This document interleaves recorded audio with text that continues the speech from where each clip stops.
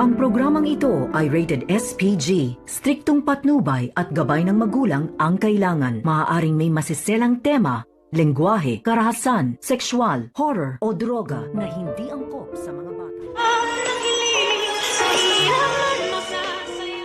Narito na nga ang ating pakatutukan ngayong Huwebes sa abot kamay na pangarap.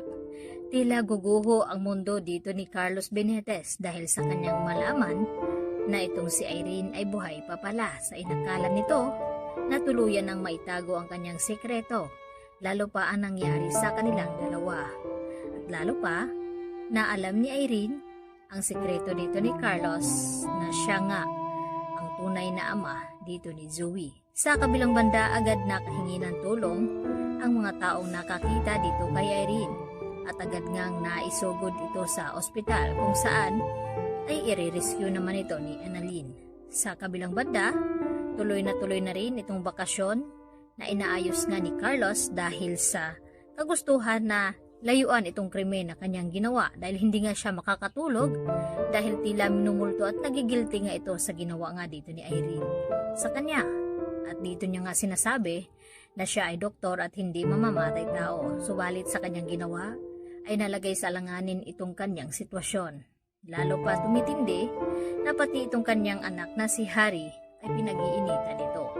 Samantala, binabalaan naman ngayon ni Madam Lutos itong si Annalyn na mag-ingat silang mag-ina na si Lynette dito kay Carlos dahil alam niya na naaamoy niya ang baho dito ni Carlos dahil hindi nga raw ito mabuting tao.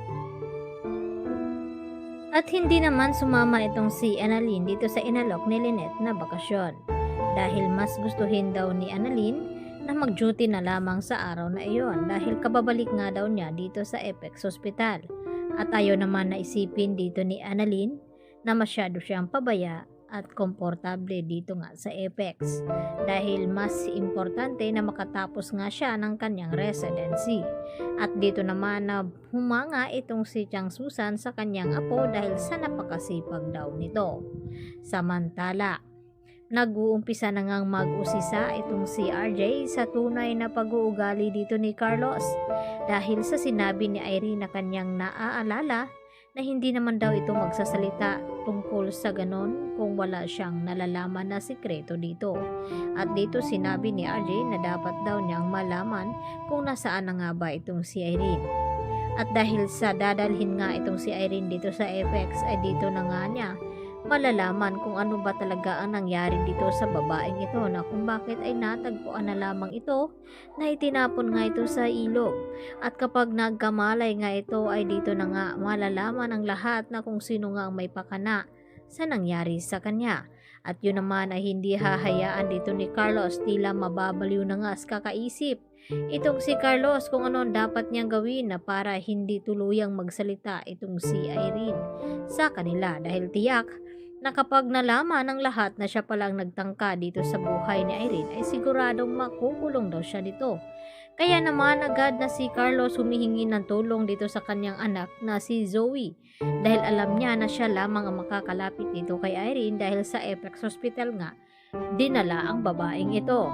Kaya naman inuutusan ngayon ni Carlos itong si Zoe na gawa ng paraan upang hindi nga magising at makapagsalita itong si Irene. Samantala, tila hindi rin naman sang-ayon itong si Justin sa mga plano ng kanyang ama na si Eric na pati itong si Annalyn ay kanyang idadamay sa kanyang paghihiganti dahil napakalayo ng pag-uugali nga raw dito ni Annalyn at Zoe at mabait nga daw ito sa kanya. At ang sagot naman ni Eric kay Justin na wala daw siyang pakialam na kahit anak pa sa labas itong si Annalyn dahil nanalalaytay pa rin sa kanya ang dugo ni Doc RJ bilang tanyag. Kaya yan ang ating pakatutukan at pakaabangan mamaya mga kapuso dahil mas titindi pa mga kaganapan dito sa abot kamay na pangarap. Yan lang po at marami pong salamat.